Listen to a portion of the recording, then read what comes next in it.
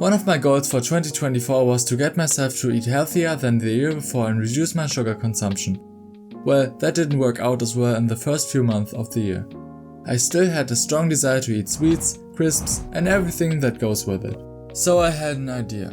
The next month I would eat no sugar and unhealthy stuff at all. So I started the challenge. On the first day it was unexpectedly easy to hold back my desire for unhealthy stuff. But in the afternoon, as I was hungry, I had strong stomach aches. The next day it wasn't getting better. I had a headache, which was probably from the lack of sugar. The next day it only got worse as I felt really energy drained and was tired all day. The next strange thing that I noticed was that I was hungry more often than usual. So then I asked myself, what are the symptoms of sugar withdrawal? The internet says that physical symptoms in the early stages of sugar withdrawal include headaches, fatigue and nausea. It even has mental symptoms like irritability, anxiety and mood swings. And I can definitely confirm this. I would say I had most of them. But if sugar detox is so annoying, why do I do it then?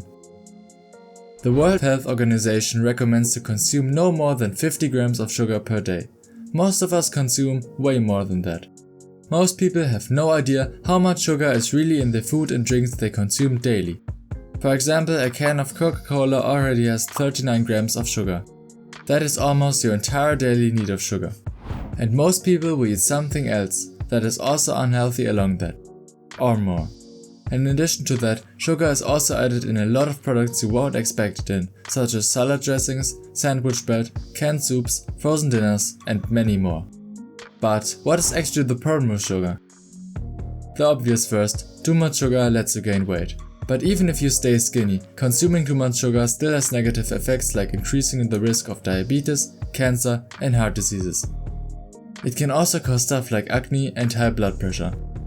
On the other side, if you cut out or reduce sugar, this is very positive for your health, as it helps to manage your weight, it regulates your blood sugar, improves the health of your heart, reduces the risk of liver diseases and betters your skin quality and health. Just note that for some people, especially people with diabetes, certain hormonal disorders or highly active people like athletes, cutting out sugar completely from one day to another can actually be dangerous. So if you belong to these groups or other risk groups, please speak to your doctor before doing this. Now back to my experiment. On day 5 I suddenly felt better. I wasn't as tired as the days before anymore. My desire for sugar had also gone down. It felt like my body was slowly getting used to it. The next days this only got better and I was really feeling better and more used to it every day. But strangely at day 10 I had a really heavy desire for sweets again. This continued the next days. It was not really hard to resist against it, but the craving for sweets and fast food was stronger in the next few days, until it got less again. On day 17 I realized that the skin on my face looked way better than before. And then a few days later, as I made my breakfast, I bit into an apple and it tasted really good. In general, I enjoyed fruits so much more as the time went on. That is because our taste buds reset after a sugar detox, making them more sensitive to natural sweetness. And as the days went on, I got into the last week of my challenge, and from now on, nothing really changed anymore. It was not hard to resist against the few cravings for sugar that I had from time to time, and it felt like I had really gotten used to it. So after the 30 days, the challenge was over. I had made it. But how would it be like to eat sweets after 30 days? The first thing I ate was a chocolate cream cake. It was really weird to eat something like this again, and it tasted good, but after a few bites, I had enough. It was just too sweet. I wasn't used to so much sugar anymore. So, what do I take from this challenge? I think 30 days of no sugar have really helped me to get rid of most of my strong cravings for sugar.